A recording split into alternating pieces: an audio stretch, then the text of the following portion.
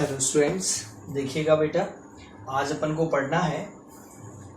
अपना चल रहा है जो टॉपिक वो चल रहा है अध्याय 3 का सी नंबर का पार्ट था। अध्याय 3 का सी नंबर का पार्ट था जिसका नाम था क्या, विभवमापी या पोटेंशियोमीटर। बेटा विभवमापी के आपके 4 क्वेश्चन हो चुके थे, 2 क्वेश्चन और रह गए हैं। आपको अंतर याद करने के लिए दिया था मैंने आज के लिए विभवमापी में और वोल्टमीटर में। जिन्हें अंतर पढ़ लिया है उनको इसके बाद जो क्वेश्चन कराएंगे वो बहुत ज़्यादा इजी पड़ेगा। देखिएगा बेटा, अगला क्वेश्चन है इसका प्रश्न क्रमांक 5 कि विभवमापी का सिद्धांत समझाइए। विभवमापी का सिद्धांत समझाइए। विभवमापी का सिद्धांत समझाइए। बेटा विभवमापी का सिद्धांत E बराबर कितना होता है, KL, जहां K क्या होती है, विभव प्रवणता या पोटेंशियल ग्रेडियंट, और L क्या होती है, संतुलनकारी लंबाई, और E होता है उस सेल का विद्युत वाहक बल। बेटा इस सेल जुड़ा हो तो विद्युत वाहक बल निकाला जाता है, और अगर एक और होता है रेजिस्टेंस बॉक्स, क्या होता है बेटा, रेजिस्टेंस बॉक्स, प्रतिरोध बॉक्स होता है, उसका क्या निकलता है, भी निकलता है, क्योंकि इसके सिरों पर विद्युत वाहक बल ना होके उसका क्या निकाला जाता है, भी। तो ध्यान रखना बेटा, इस E का मात्रक भी क्या होता है, वोल्ट, और V का मात्रक भी क्या होगा, वोल्ट।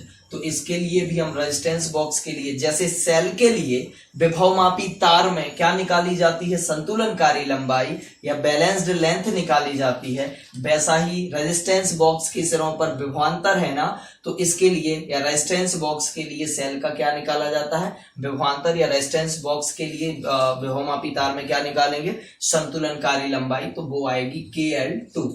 आप कहोगे रेजिस्टेंस बॉक्स के लिए जो संतुलनकारी लंबाई निकालोगे वो L2 है, तो रेजिस्टेंस बॉक्स के सिरों पर क्या होगा, विभवांतर, और यहाँ सेल के लिए क्या निकालोगे, संतुलनकारी लंबाई, तो सेल के लिए विभवांतर ना होके सेल के लिए क्या होता है, विद्युत वाहक बल, और रेजिस्टेंस के लिए क्या होता है, विभवांतर। रेजिस्टेंस बॉक्स के सिरों पर क्या होता है, विभवांतर, जबकि सेल के सिरे नहीं होते, इसलिए सेल का क्या होता है, इलेक्ट्रोमोटिव फोर्स, यानी कि विद्युत वाहक बल। अब बात करते हैं कि विभवमापी का सिद्धांत समझाइए और क्या जुड़ा आता है इसमें। ये क्वेश्चन तो सभी में कॉमन मिला है अभी तक, जहां एक सेल का आंतरिक प्रतिरोध निकाला था। फिर अगला विभवमापी का सिद्धांत समझाइए और 2 सेलों के विद्युत वाहक बलों की तुलना कीजिए, कंपैरिजन कीजिए, ईएमएफ ऑफ 2 सेल्स। और यहां पर आता है विभवमापी का सिद्धांत समझाइए और इसकी सहायता से, इसकी मतलब विभवमापी पोटेंशियोमीटर, और इसकी सहायता से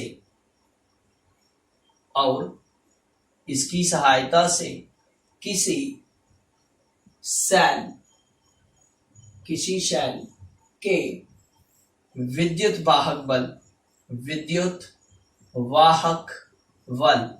या ईएमएफ, और इसकी सहायता से किसी सेल के विद्युत वाहक बल, नहीं बेटा ये तो हो गया था, किसी सेल के आंतरिक प्रतिरोध, इंटरनल रेजिस्टेंस, आंतरिक प्रतिरोध, इसकी सहायता से किसी सेल के आंतरिक प्रतिरोध की गणना कैसे करते हैं, यानी कि इंटरनल रेजिस्टेंस को कैलकुलेट कैसे करते हैं, कि गणना किस प्रकार की जाती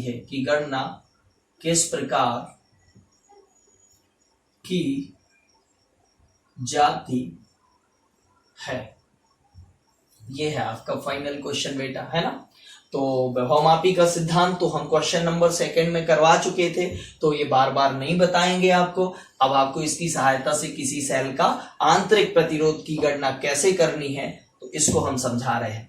और ध्यान रखना बेटा, इस चैप्टर में जितने भी क्वेश्चन करवाए है ना, इस चैप्टर में अध्याय 3 में, तो इसका पार्ट A बहुत सरल था, पार्ट B भी सरल था, पार्ट C उससे भी ज्यादा सरल है। लेकिन बेटा इसमें जो भी आपको डाउट रहेंगे, जब कभी क्लास में रिवीजन होगा ना इन चैप्टर का, तो जिनमें आपको लगेगा कि सर बहुत कम है या फिर थोड़ा हमें लग रहा है कि और होना चाहिए, तो उसको बेटा हम और अच्छे से एक्सप्लेन करेंगे। फाइनली हम आपका साथ नहीं छोड़ेंगे कि आपको ये समझ नहीं आ गया तो जाने दो। अगर एक बच्चा भी वापस एक भी रह गया जिसको अच्छे से अगर कहीं समझ में नहीं आया, तो उसके लिए हम वापस से बताएंगे। जो बच्चे कभी हमसे पूछने आ सकते हैं अगर हमारे दुकान पर, चूंकि हम दुकान पर ही ज्यादा मिलते हैं तो वहां पर आके हमसे पूछ सकते हैं, हम उनको बता देते हैं कि ये वाला अगर उनको नहीं आया समझ तो ये कैसे होता है। और जिनका आना पॉसिबल नहीं है बेटा, ध्यान रखना जब क्लास लगने लगेंगी, भगवान करे सब बहुत जल्दी ठीक होगा और बहुत जल्दी ठीक होगा और अपन वापस क्लास में मिलेंगे, तो जितने आपके डाउट रहेंगे फिजिक्स का एक एक डाउट कंप्लीट करेंगे बेटा, है ना। आपको ऐसे ही नहीं छोड़ देंगे कि बस आपने का कोर्स करवा दिया और कहें कि अब जाओ, ऐसा नहीं। आपके जब तक एग्जाम नहीं करवा देते हम तब तक आप लोगों का साथ नहीं छोड़ेंगे। तो कभी ये मन में नहीं लाना कि सर ये, और वैसे भी हम कोशिश पूरी करते कि इधर के इधर समझ में आ जाए। चलिए अब वीडियो में ये बातें कम करते हैं, अपना जो आगे का सिलेबस है उसको कंप्लीट करते हैं, है ना। चलो, विभवमापी का सिद्धांत बता चुके थे। इसकी सहायता से किसी सेल का आंतरिक प्रतिरोध कैसे ज्ञात करते हैं, तो इसका चित्र बनाते हैं। बेटा मैंने बार बार कितनी बार समझा के बोला कि जब भी इनके परिपथ बने तो एक चीज सबसे ज्यादा इंपॉर्टेंट है पूरे डायग्राम में, वो ये, और ये वाला आप इतना गंदा बना देते हो वायर कि वो समझ ही नहीं आता कि विभवमापी का वायर। इसको थोड़ा गाड़ी लाइन में अलग, ऐसे नहीं कि पेज फट जाए, तो थोड़ा गाड़ी लाइन में इसको हार्ड कर दिया करो ताकि ये अच्छा दो ना दिखे, ये बीच में लाइन ना दिखे, सिंगल वायर दिखे। तो चित्र में ए भी एक विभवमापी तार है ना, और सी एक संचायक बैटरी है। किताब में नाम बी दिया तो बी देना जरूरी थोड़ी है, आप क्या नाम दे दो, सी। चलो, इस अध्याय इस चैप्टर 3C की पहले पार्ट में भी हमने इसका डायग्राम भेजा था, वो मेरा था, और जो कल डायग्राम भेजा था वो बुक का था।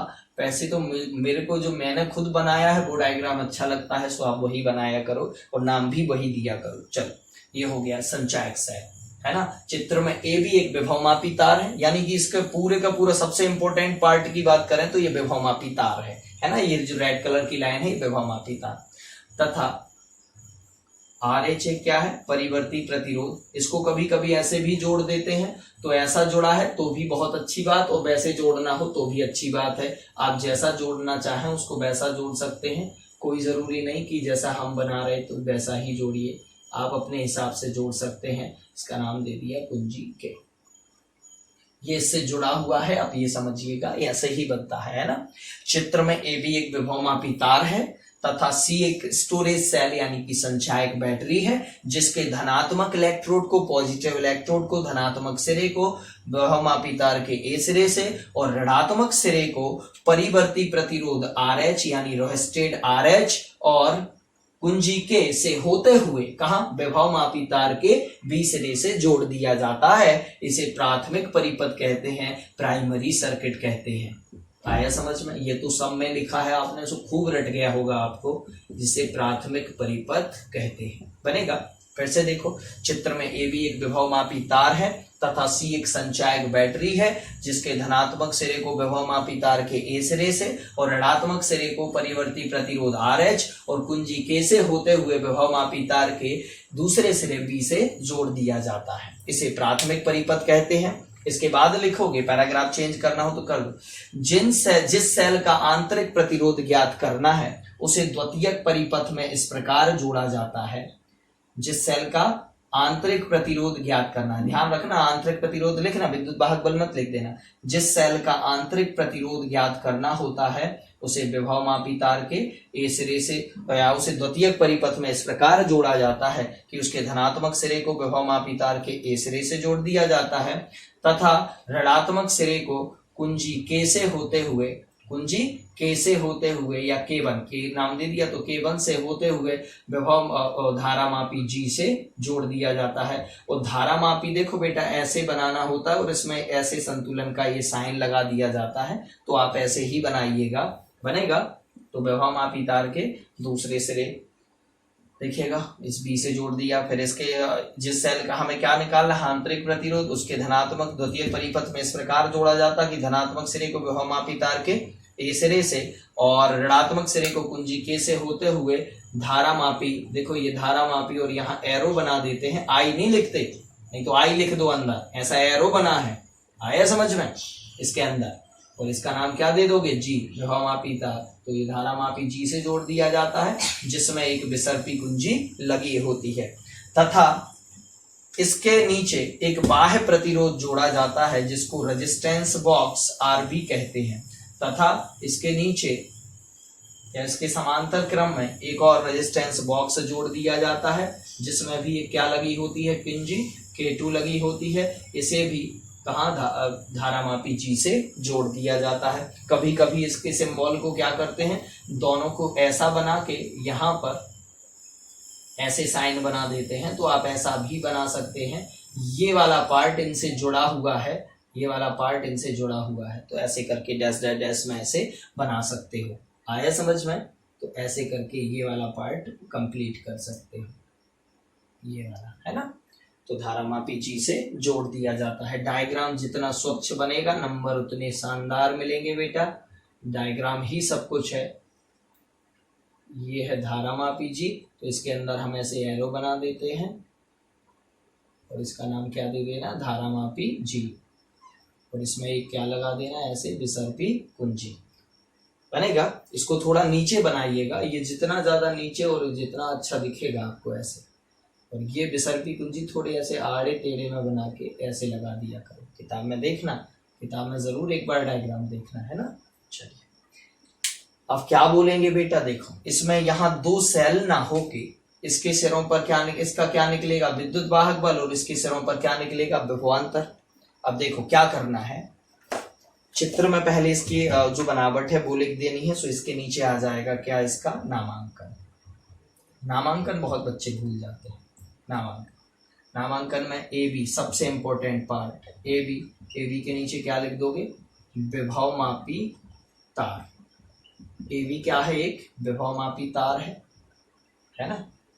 और सी क्या है, एक संचायक बैटरी। इसको लिखना पोटेंशियोमीटर वायर, और इसका नाम क्या लिख देना, संचायक बैटरी।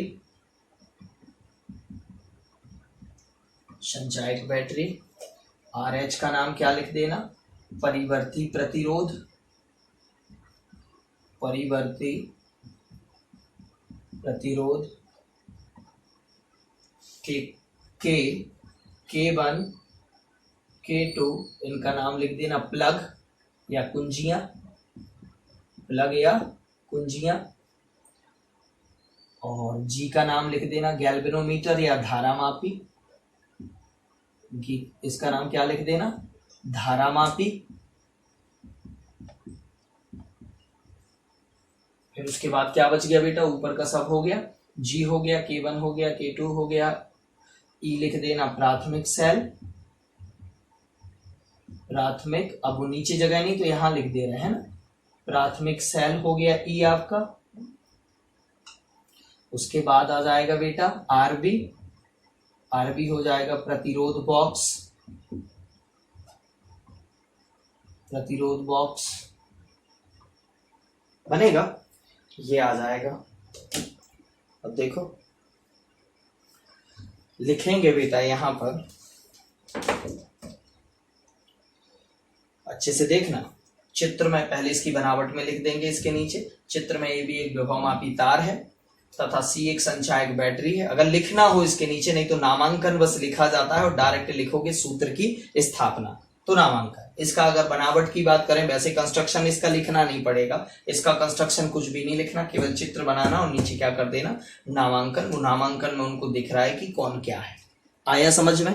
अब इसके बाद हम भी डायरेक्ट सूत्र की स्थापना कर देते हैं। बनावट क्योंकि आपको पता है इसकी बनावट में यही कि ये भी एक विभवमापी तार, ऐसी संचायक बैटरी है। वो तो इसमें लिखा ही हुआ है नामांकन में, तो अलग से बताने की यहाँ पर कोई जरूरत नहीं है। बनेगा? चलिएगा इसके नामांकन को साफ करते हैं। स्क्रीनशॉट ले लीजिए एक बार। अब बेटा देखो क्या करते थे अभी तक, जब दो सेल जोड़े थे कल अपन ने। अच्छा, संतुलन बिंदु कहाँ मिलता है? आप कहोगे विभवमापी तार में मिलता है सर, पोटेंशियोमीटर वायर में। और उस बिंदु से ए तक की दूरी क्या कहलाती है? संतुलनकारी लंबाई यानी बैलेंस लेंथ। तो सबसे पहले क्या लिखोगे? माना सेल ई के लिए यहां लिखोगे सूत्र की स्थापना, सूत्र की स्थापना। और यहां पर क्या लिखोगे? सूत्र की स्थापना में लिखोगे माना सेल ई के लिए विभवमापी तार में संतुलनकारी लंबाई, क्या लिखोगे? सेल ई के लिए पहले बेटा देखो K2 को ऑफ कर दोगे कुंजी को, तो जे तो मान के चलो नीचे का इस परिपथ से नहीं जुड़ा, केवल कहां का जुड़ा हुआ है? ऊपर का।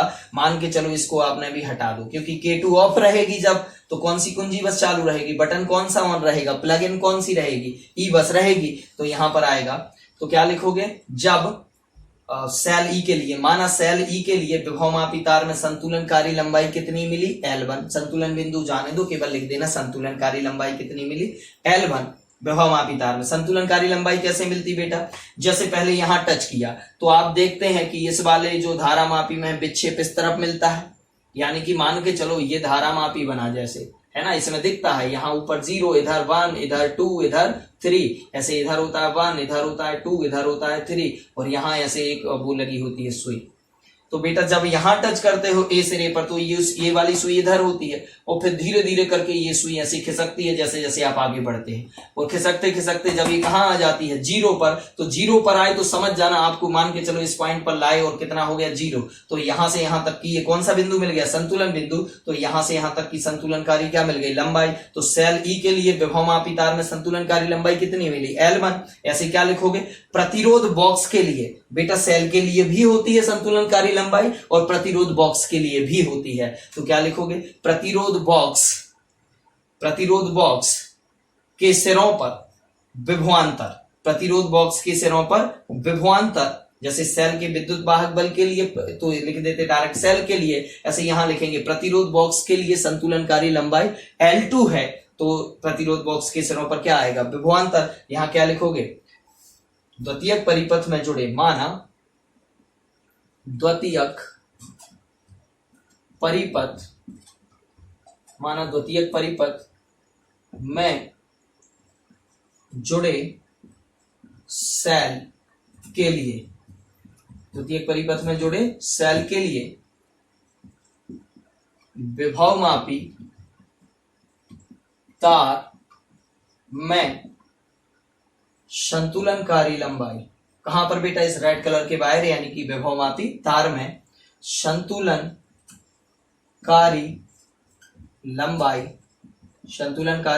लंबाई L1 हो, कितनी हो, L1 हो, तो सेल का विद्युत वाहक बल, तो सेल का विद्युत, क्योंकि सेल का विभवांतर तो होता नहीं है, इसलिए सेल का क्या लिखोगे, विद्युत वाहक बल E1 बराबर, E1 नाम देना उसका, कितना आ जाएगा, बोलो, KL1। यहां लिखोगे समीकरण नंबर 1, यहां K तार की विभव प्रवणता है, यहां K विभवमापी तार की विभव प्रवणता है, विभवमापी तार की क्या है बेटा, विभव प्रवणता है, यहां लिख देना, यहां K विभवमापी तार की क्या है बेटा, विभव प्रवणता है, क्योंकि के तो बताना पड़ेगा उनको क्या है, बनेगा। क्या लिखोगे, माना द्वितीयक परिपथ में जुड़े सेल ई के लिए विभवमापी तार में संतुलनकारी लंबाई कितनी है, L1 है। बताना नहीं कि L1 कहाँ है, बस बोल देना संतुलनकारी लंबाई क्या है, L1। तो इस सेल का विद्युत वाहक बल बराबर क्या आ जाएगा, विभव प्रवणता गुणा संतुलनकारी लंबाई। चाहो तो पहले फॉर्मूला लिख लो कि E1 बराबर क्या आएगा, विभव प्रवणता गुणा संतुलनकारी लंबाई। के क्या हो गई, विभव प्रवणता, गुणा में संतुलनकारी लंबाई कितनी आ गई, L1। तो यहाँ लिख दिया के विभवमापी तार की क्या है, विभव प्रवणता है या पोटेंशियल ग्रेडियंट है, बनेगा। समीकरण नंबर 1 तो दिख ही गया होगा। अब फिर देखिएगा, इधर का साफ करते हैं, स्क्रीनशॉट लीजिए एक बार,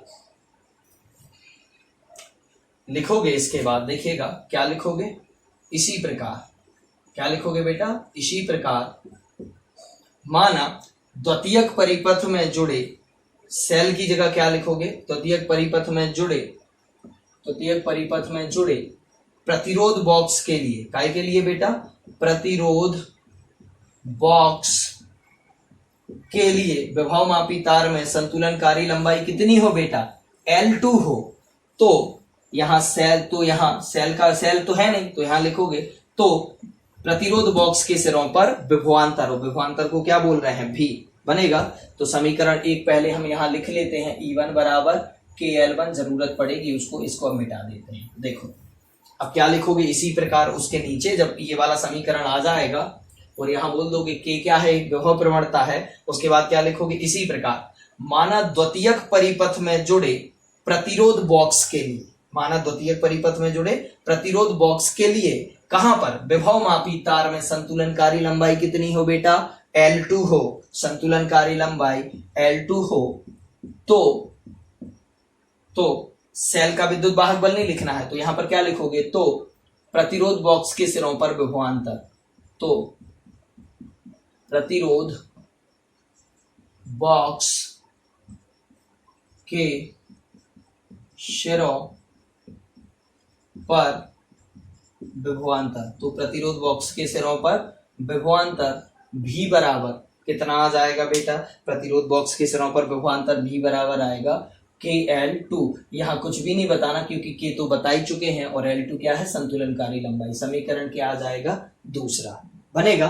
तो इसका नाम E1 देने से अच्छा क्या दे दो, E, और इसका नाम क्या दे देना, V, क्योंकि यहाँ दो तो आए नहीं है E की, E1 और E2 देना पड़े, यहाँ आया है E और यहाँ आया है V, इसलिए तो लिखा है। देखो विभवमापी तार में संतुलनकारी लंबाई कितनी हो, L2, तो यहाँ सेल की जगह क्या लिखना है, तो यहाँ प्रतिरोध बॉक्स जुड़ा है, तो प्रतिरोध बॉक्स के सिरों पर क्या आ जाएगा, विभवांतर, क्योंकि प्रतिरोध बॉक्स का विद्युत वाहक बल तो होता नहीं है, तो प्रतिरोध बॉक्स के सिरों पर क्या होता है, विभवांतर। तो यहाँ लिखा प्रतिरोध बॉक्स के सिरों पर विभवांतर भी बराबर इतना KL2 बनेगा। अब इसको देखिएगा, अब ऊपर का ये हम साफ कर देते हैं क्योंकि अभी जगह की बहुत जरूरत पड़ने वाली है आगे। इसके बाद क्या लिखोगे, देखिएगा समीकरण 2 बन जाएगा, उसके बाद लिखोगे अब सेल के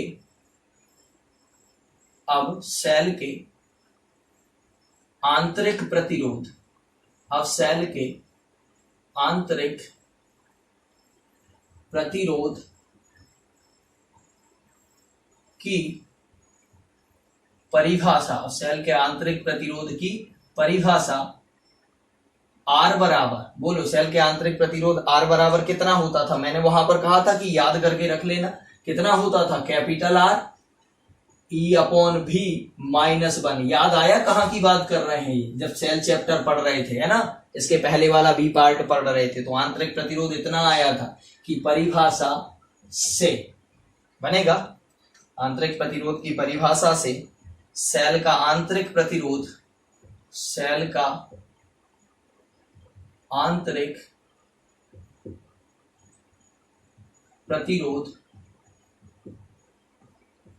सेल का आंतरिक प्रतिरोध स्मॉल r बराबर क्या आ जाएगा बेटा, R, और देखो यहां पर R आंतरिक प्रतिरोध, अतः सेल का आंतरिक प्रतिरोध समीकरण 1 व 2 से R बराबर कितना आ जाएगा, बोलो, आप कहोगे R बराबर कैपिटल R, क्योंकि इसका रेजिस्टेंस कितना है, कैपिटल R, और यहाँ देखो ऊपर क्या है E, और E का मान कितना निकला है, देखो E का मान समीकरण 1 में कितना निकला था, KL1, और बटे में क्या है V, और V का मान देखो कितना निकला है, KL2। बड़ा आसान है बेटा, और माइनस में कितना है 1, तो माइनस में क्या आ जाएगा 1 बनेगा। अब देखो यहाँ पर K से K क्या हो गया, कैंसिल, फाइनल आंसर आ चुका है आपका। अब डायग्राम की जरूरत नहीं है हमें, तो मिटा दिया।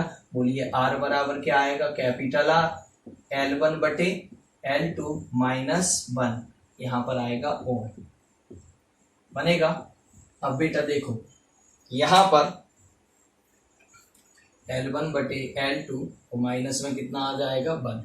अब बेटा यहाँ पर देखो, यहाँ एक चीज आपको बहुत अच्छे से समझ आ गई होगी कि सर L1 और L2 तो हमें स्केल पे दिख जाएंगे, 5 सेंटीमीटर, 2 सेंटीमीटर, 8 मीटर, सेंटीमीटर, सब यहाँ दिख जाएंगे। सो इनके मान रख लोगे, -1 लिखा ही हुआ है। R का मान रेजिस्टेंस बॉक्स पे खुद लिखा आता है, जब बाजार से प्रतिरोध बॉक्स खरीद के लाओगे तो उस पे लिखा होगा कितने ओम का है। तो इन तीनों के मान रखकर, यानी कि बाईं ओर की राशियों के मान, सॉरी दाईं ओर की राशियों के, यानी राइट साइड की जितनी भी क्वांटिटीज लिखी हैं इनके मान रखकर इस सेल के आंतरिक प्रतिरोध की गणना की जा सकती है। बनेगा तो क्या लिखोगे, उपर्युक्त सूत्र में, उपर्युक्त मतलब ऊपर दिए गए, उपर्युक्त सूत्र में कैपिटल R L1 व L2 के मान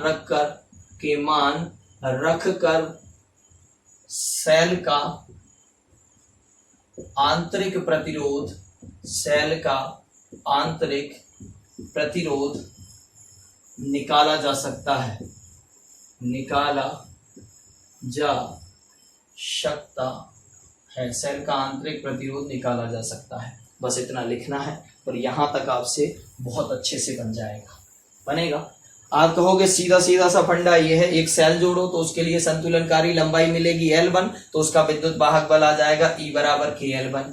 प्रतिरोध बॉक्स से जुड़ा है द्वितीयक परिपथ में, तो उसके सिरों पर विभवांतर V बराबर आएगा KL2। E और V के मान कहाँ रख लोगे? इस आंतरिक प्रतिरोध के फॉर्मूले में, तो KL1 और KL2 से K हो जाएगा, कट जाएगा, तो L1 बटे क्या आ जाएगा? L2। यहाँ R का मान L1 और L2, L1 L2 के मान स्केल पे दिख जाते हैं, रेजिस्टेंस बॉक्स का उसके खुद ऊपर लिखा आता है कि कितना है प्रतिरोध। इन तीनों के मान रखोगे तो सेल का क्या मिल जाएगा आपको? आंतरिक प्रतिरोध। इस प्रकार विभवमापी की सहायता से अपन आंतरिक प्रतिरोध निकाल लेते हैं। तो लिखना उपर्युक्त सूत्र में R के, L1 के और L2 के मान रखकर हम आंतरिक प्रतिरोध को आसानी से निकाल सकते हैं। बस इतना सा व्यंजक है बेटा, बनेगा। अब आती है इसकी प्रेक्षण सारणी। क्या आती है बेटा? प्रेक्षण सारणी। प्रेक्षण सारणी में क्या बनाना है देखना है ना। प्रेक्षण सारणी, ऑब्जर्वेशन टेबल है ना। ऑब्जर्वेशन टेबल कैसे बनेगी इसकी? काय की जरूरत पड़ेगी? L की, L1 की और R की। तो यहां लिखोगे कैपिटल R यानी कि प्रतिरोध बॉक्स का प्रतिरोध, प्रतिरोध बॉक्स का प्रतिरोध कैपिटल R एक खंड में आएगा। ऐसे बनाना, टेबल बहुत सुंदर बनाना, देखने में ही मजा आ जाए, है ना। और फिर यहां लिखना L1, यहां लिखना L2 और यहां लिखना स्मॉल r बराबर कैपिटल R और यहाँ L1 बटे L2 माइनस 1, ऐसा पूरा लिखना है इसमें फॉर्मूला। आया समझ में? अब यहाँ L1 का पूरा नाम लिखना, क्या? सेल के लिए विभवमापी तार में संतुलनकारी लंबाई, प्रतिरोध बॉक्स के लिए तार में संतुलनकारी लंबाई, पूरा लिखना है यहाँ। इसकी हम आपको PDF सेंड करेंगे, है ना। क्या लिखोगे? इकाई के लिए है L1, तो लिखोगे सेल के लिए विभवमापी तार में संतुलनकारी लंबाई, और यहाँ पर प्रतिरोध बॉक्स के लिए विभवमापी तार में संतुलनकारी लंबाई, और यहाँ लिखोगे सेल का आंतरिक प्रतिरोध R बराबर, तो ऐसे। और यहाँ नंबर कर देना 1 2 3 4। प्रेक्षण लेने नहीं है, बस इतनी टेबल बना के छोड़ देना, तो ये प्रेक्षण सारणी हो जाती है। अब बचती हैं इसकी प्रिकॉशंस यानी कि सावधानियां, और सावधानियां बिल्कुल वही की वही एज इट इज, सावधानियों में नो चेंज। जो आपने पिछले 2 में लिखी हैं वही सावधानियां इसमें लिखनी है, बनेगा। ये आपसे इतना बन जाएगा बेटा, ये बहुत इजी है यहाँ पर। ओके, चलिए इसको साफ करते हैं। अब बेटा इसका अगला क्वेश्चन आता है लास्ट।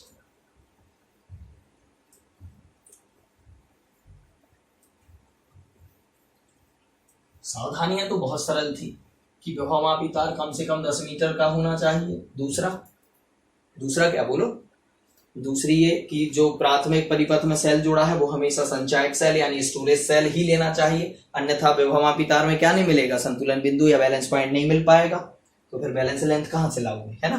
तो और अगला आता है कि सभी सेलों के धनात्मक सिरे को विभवमापी तार के एक ही सिरे से जोड़ना चाहिए। एक ही सिरे मतलब A से जोड़ना चाहिए सभी के धन को, जितने भी सेल जोड़ो आप, बनेगा। चलिए 3 सावधानियां बहुत है। अब आता है अगला क्वेश्चन, लास्ट वाला, प्रश्न क्रमांक 6। अच्छा, अंतर वाला तो कल दिया था, तो वो आप कर लीजिएगा घर से। अभी अंतर की PDF आपको अगर नहीं आई होगी तो फिर से भेज देंगे एक बार, है ना। लास्ट क्वेश्चन है, विभवमापी का सिद्धांत समझाइए। अगर कभी आ गया ऐसे जुड़ के, अब ऐसे आजकल का ट्रेंड हो गया कि सिद्धांत आने कम लगा है, लेकिन सेकंड वाला ज्यादा आता है ना। विभवमापी का सिद्धांत समझाइए तथा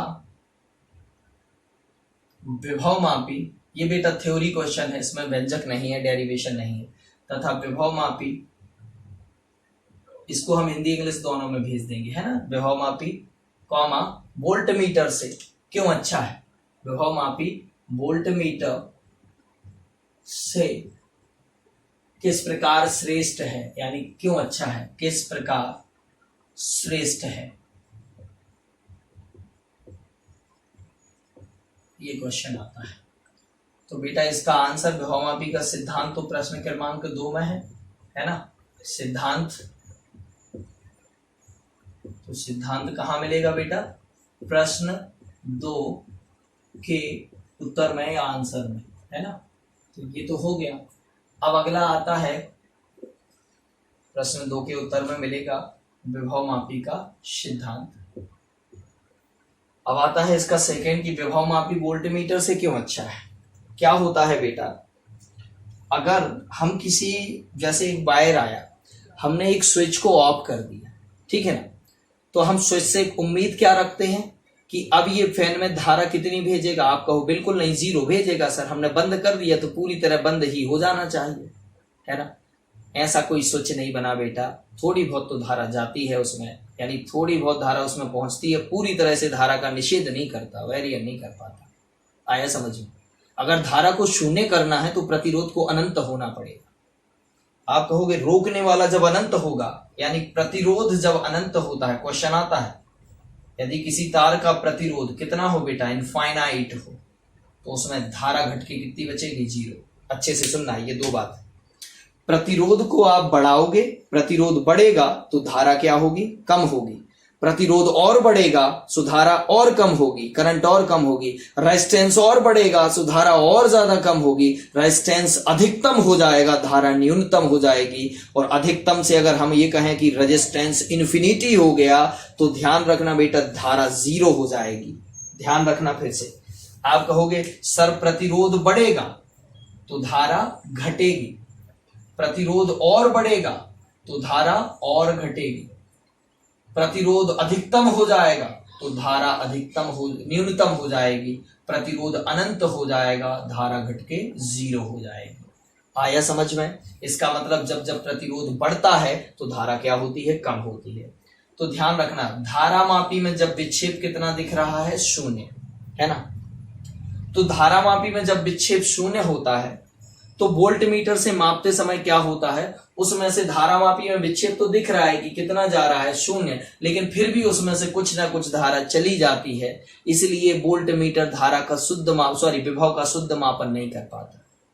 आप कहोगे शून्य विक्षेप में भी, यानी स्विच ऑफ भी होगा तब भी धारा कुछ ना कुछ चली जाती है। बिल्कुल, वोल्ट मीटर से मापते समय उसमें से कुछ ना कुछ धारा चली जाती है, जिससे वो पूरी धारा का मापन नहीं कर पाता, यानी पूरे विभवांतर का शुद्ध मापन नहीं कर पाता है। जबकि अगर यहां पर ये वाली धारा काय में बह रही हो बेटा, विभव मापी में, देखना जैसे यहां से जा रही है धारा, ठीक है। अब यहां पर आपने क्या जोड़ दिया, वोल्ट मीटर, और वोल्ट मीटर जोड़ा, ये जोड़ दिया वोल्ट मीटर, तो स्विच ऑफ की कंडीशन में से भी इसमें कुछ ना कुछ धारा चली जाएगी, थोड़ी बहुत धारा चली जाएगी, है ना। ये लिख दिया DI, यानी अल्प धारा इसमें से चली जाती है, स्विच ऑफ में भी आएगी, आई, और अगर बंद होगा, नाप रहे होंगे तो इसमें कुछ धारा चली जाएगी, जिससे ये पूरी धारा यानी पूरे विभवांतर का शुद्ध मापन नहीं कर पाता। जबकि इसकी जगह अगर हम क्या लगा दें, विभव मापी, क्या लगा दें बेटा, विभव मापी, तो विभव मापी में से यहाँ शून्य विक्षेप में, कितने विक्षेप में बेटा, शून्य विक्षेप में कोई धारा नहीं जाती। कितनी जाती है, I बराबर 0, यहाँ कोई धारा प्रवाहित नहीं होती। इसलिए आप कहोगे कोई धारा नहीं जाती, मतलब विभव मापी का प्रतिरोध कितना होता है, तो विभव मापी का प्रतिरोध कितना होता है बेटा, अनंत। और आप कहोगे वोल्ट मीटर का होता है बहुत उच्च। देखो, वोल्ट मीटर का प्रतिरोध बराबर कितना होता है, बहुत उच्च या बहुत अधिक, हाई रेजिस्टेंस होता है, बहुत उच्च, है ना, बहुत उच्च। तो शून्य विक्षेप में, यानी ऑफ कंडीशन में, शून्य विक्षेप की स्थिति, शून्य विक्षेप की स्थिति अर्थात ऑफ कंडीशन में, इसमें से कोई धारा नहीं बहती, इसमें से कोई धारा नहीं बहती। आया समझ में। क्या लिखा, वोल्ट मीटर का प्रतिरोध कितना होता है, बहुत उच्च होता है। तो शून्य विक्षेप की स्थिति में, यानी ऑफ कंडीशन में से, इसमें से कोई की जगह आ जाएगा, थोड़ी बहुत धारा बहती है, थोड़ी बहुत धारा, थोड़ी बहुत को आप एक वर्ड और यूज करते हैं, अल्प, है ना, नेग्लिजिबल करंट फ्लो हो जाता है, नेग्लिजिबल करंट फ्लो हो जाता है, अल्प धारा प्रवाहित हो जाती है, हो जाती है। क्या लिखोगे? चूंकि वोल्ट मीटर का प्रतिरोध बहुत उच्च होता है, तो बहुत उच्च होता है, शून्य नहीं होता है, इसलिए शून्य विक्षेप की स्थिति यानी ऑफ कंडीशन में से इसमें से अल्प धारा प्रवाहित हो जाती है, जिससे यह विद्युत वाहक बल या विभवांतर का शुद्ध मापन नहीं कर पाता है। जबकि पैराग्राफ चेंज करके लिखोगे, जबकि विभव मापी, इसकी जगह क्या चिपकाओगे? विभव मापी का प्रतिरोध उच्च की जगह क्या लिखोगे? अनंत होता है। इसलिए शून्य विक्षेप की स्थिति यानी ऑफ कंडीशन में से इसमें से धारा कितनी जाएगी? प्रतिरोध अनंत हो गया तो धारा कितनी हो जाएगी? शून्य। तो यहाँ पर देखोगे कोई धारा प्रवाहित नहीं हो पाती, जिससे यह क्या करता है? धारा का शुद्ध मापन या विद्युत वाहक बल या विभवांतर का शुद्ध मापन कर देता है। बनेगा? तो आप कहोगे सर कभी हमको लिखने आया वोल्ट मीटर का प्रतिरोध, तो कोष्टक में खाली स्थान में भर देना बेटा बहुत अधिक। कितना होता है वोल्ट मीटर का प्रतिरोध? बहुत अधिक होता है। तो इसमें से कोई ना कोई धारा क्या हो जाती है? थोड़ी बहुत ही सही प्रवाहित हो जाती है। शून्य विक्षेप में भी, बंद कंडीशन में भी कुछ ना कुछ धारा प्रवाहित हो जाती है या नापते समय। जबकि विभवमापी का प्रतिरोध कितना होता है बेटा? रेजिस्टेंस कितना होता है? इनफाइनाइट होता है, अर्थात इसका प्रतिरोध अनंत होता है। तो शून्य विक्षेप की स्थिति में इसमें से कोई धारा प्रवाहित नहीं हो पाती है, जिससे यह विद्युत वाहक बल और विभवांतर को शुद्ध मापता है, एकदम एक्यूरेट मापता है। बनेगा? तो यहाँ पर आ जाएगा कि इसलिए विभवमापी वोल्ट मीटर से ज्यादा श्रेष्ठ है। तो इस क्वेश्चन का आंसर लिख लीजिएगा, मैं पीडीएफ भी भेजूंगा आपकी।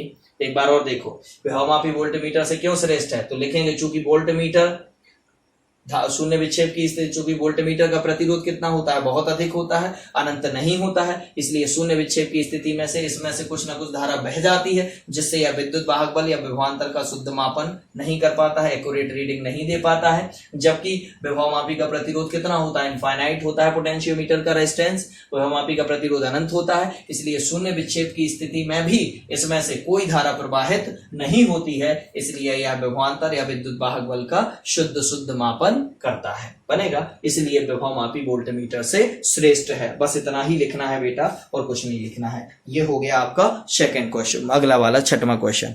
अब बचा है बेटा कौन सा? आपका अंतर, कि विभवमापी और वोल्ट मीटर में क्या अंतर है। तो देखो अंतर और एक बार बता देते हैं। अंतर वैसे कल हमने कहा था कि आप याद कर लीजिएगा, बाकी के लोग हमारे साथ रिवाइज कर लीजिएगा। यहां लिखेंगे आप विभवमापी और यहां लिखेंगे आप वोल्ट मीटर।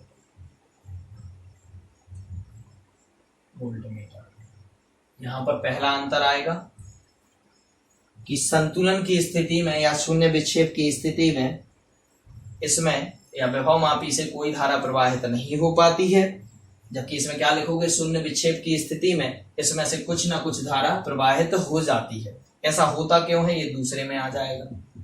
क्योंकि विभवमापी का प्रतिरोध कितना होता है बेटा? अनंत होता है।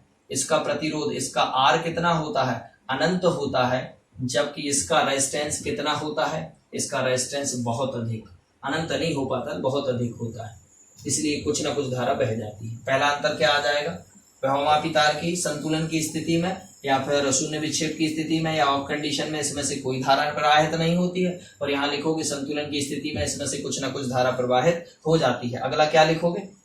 इसका प्रतिरोध अनंत होता है, इसका प्रतिरोध क्या होता है? बहुत अधिक होता है। बनेगा? यहाँ लिखोगे यह शून्य विक्षेप विधि पर आधारित उपकरण है। कैसा है? शून्य विक्षेप विधि पर आधारित उपकरण है और इसके द्वारा यह शून्य विक्षेप पर आधारित युक्ति है। जबकि लिखोगे यह विक्षेप विधि पर, केवल विक्षेप होता है, शून्य पर नहीं आ पाता है कांटा, है ना। यह विक्षेप विधि पर आधारित है, जबकि ये किस पर है? शून्य विक्षेप विधि, शून्य विक्षेप विधि पर आधारित युक्ति है। जबकि ये लिखोगे केवल काय पर? विक्षेप, शून्य पर नहीं आ पाता लेकिन विक्षेप होता है, तो यह विक्षेप विधि पर आधारित युक्ति है। बनेगा बेटा? अच्छा, किसके द्वारा नापा गया? तो इसके द्वारा नापा गया विद्युत वाहक बल या विभवांतर की माप कैसे करता है? शुद्ध करता है। इसके या शुद्ध होता है, पूर्ण रूप से शुद्ध होता है। जबकि या में इसमें क्या लिखोगे? इसके द्वारा नापा गया विद्युत वाहक बल या विभवांतर पूर्ण रूप से शुद्ध नहीं होता है, यानी एक्यूरेट रीडिंग नहीं आता। 8.9 आना है तो पता चला 8.5 ही दे देगा, फिक्स रीडिंग नहीं देता। अगला लिखोगे विद्युत वाहक बल या विभवांतर मापने की स्थिति में इसका प्रतिरोध तो हो ही गया, कितने 4 पॉइंट हो जाएंगे, है ना। इसका 4 हो गया, इसका चौथा हो गया, ये तीसरा। ये शून्य विक्षेप विधि पर आधारित है, ये विक्षेप विधि पर आधारित है। इसके द्वारा नापा गया विद्युत वाहक बल या ईएमएफ या पोटेंशियल डिफरेंस एक्यूरेट होता है, जबकि इसके द्वारा एक्यूरेट नहीं होता, यानी पूर्ण रूप से शुद्ध नहीं होता, और ये विभवमापी वाला पूर्ण रूप से शुद्ध होता है। 4 हो गए। अब उसके बाद 5वां देखिएगा, इसकी सुग्राहिता, कहते हैं ना इसकी एक्यूरेसी कितनी 100% होती है, यानी 100% होती है, जबकि इसकी एक्यूरेसी 100% नहीं होती है, बनेगा या अपेक्षाकृत कम होती है।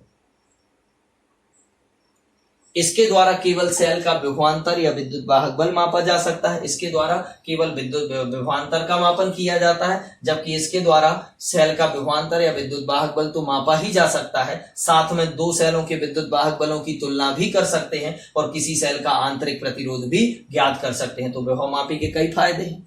ये विभवांतर और विद्युत वाहक बल, तो आप कहोगे ये भी विभवांतर और विद्युत वाहक बल माप देता है, लेकिन बेटा इसमें क्या है, ये 2 सेलों के विद्युत वाहक बलों की तुलना भी कर सकता है और किसी सेल का आंतरिक प्रतिरोध भी ज्ञात कर सकता है, जबकि इससे एक ही काम होगा, विभवांतर या विद्युत वाहक बल के मापन।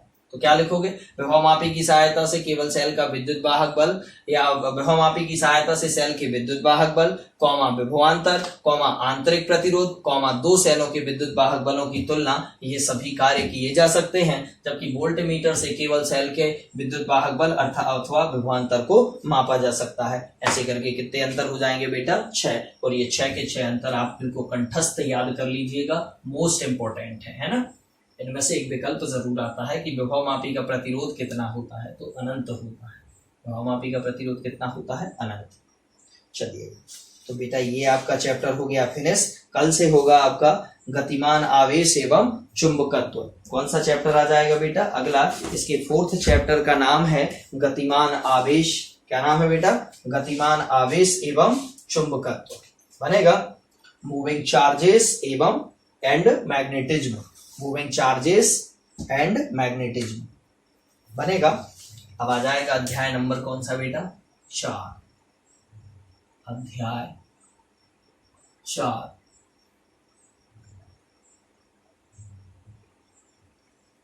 Moving charges and magnetism.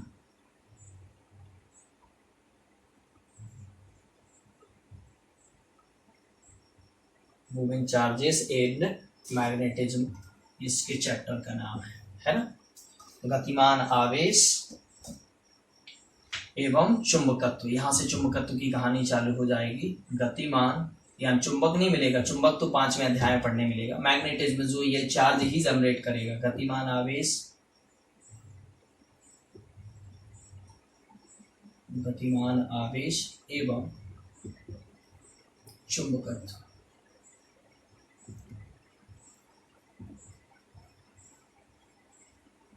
चुंबकत्व ये आपका अगला चैप्टर रहेगा, बनेगा। ये वाला पार्ट अपन बहुत अच्छे से पढ़ेंगे बेटा, एकदम शानदार समझ आएगा।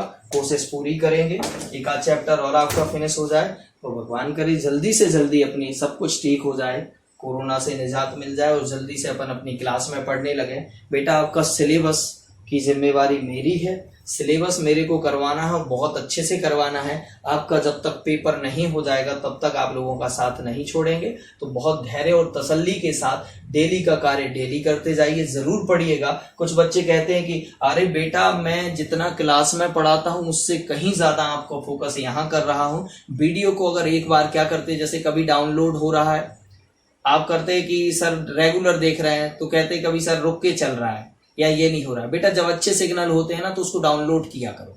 अब डाउनलोड कर लिया और आज का 2-3 बार देखा करो। फिर 2-3 बार देखने के बाद जब टाइम मिला, आपको बोरिंग नहीं महसूस करना है, आपको और चीजों को अभी छोड़ना है, ड्रॉप करना है, और वीडियो को कम से कम 2 बार तो बहुत अच्छे से देखो और उसके नोट्स बना लो, तो आपको बहुत अच्छा समझ में भी आएगा। अब वहां होगा तो तब की बात है, अभी तो आपको मेहनत करनी है कि नहीं करनी। तो पहले क्या किया करो, जैसे रुक रुक के कभी चल रहा है तो पहले डाउनलोड कर लो, फिर देख लो। ऐसा नहीं कि मैसेज करके कह रहे हैं सर हमारे में रुक रुक के चल रहा है। बेटा उससे कुछ नहीं होता, आप उसको डाउनलोड कर लो, डाउनलोड करके देखो तो फिर रुक रुक के नहीं चलेगा, है ना। और कभी कभी आप लोगों के मोबाइल में खुद ही फॉल्ट आता है या सिग्नल की प्रॉब्लम, दूसरों के में अच्छा चलता, लेकिन बच्चे कहते नहीं नहीं सर हमारे में बहुत सिग्नल है और ये है और वो है। बेटा आपको अभी मोबाइल के बारे में उतना पता ही नहीं है ना। ये हो जाता है, कभी कभी सिग्नल की प्रॉब्लम हो जाती है, इस कारण से ऐसा हो जाता है। वो दिखते तो सिग्नल पूरे हैं लेकिन होते नहीं वो, है ना। चलिएगा, और आपको जहां दिक्कत आती है फिर हम तो हैं, आपको जहां समझ नहीं आएगा रिस्पॉन्सिबिलिटी मेरी है कि मैं आपको बहुत अच्छे से करवाऊं। तो आपको इधर तो करवा ही रहे हैं, जब अगर मौका मिलेगा तो फिर उधर भी देखेंगे। बाकी जितने चैप्टर हो रहे हैं तो अभी तो ये समझ के करो कि हम फाइनल कर रहे हैं ना, अभी तो ये समझ के ही आपको आगे बढ़ना है, ऐसा नहीं कि उधर के लिए छोड़ के रखना है। चलिए, थैंक यू।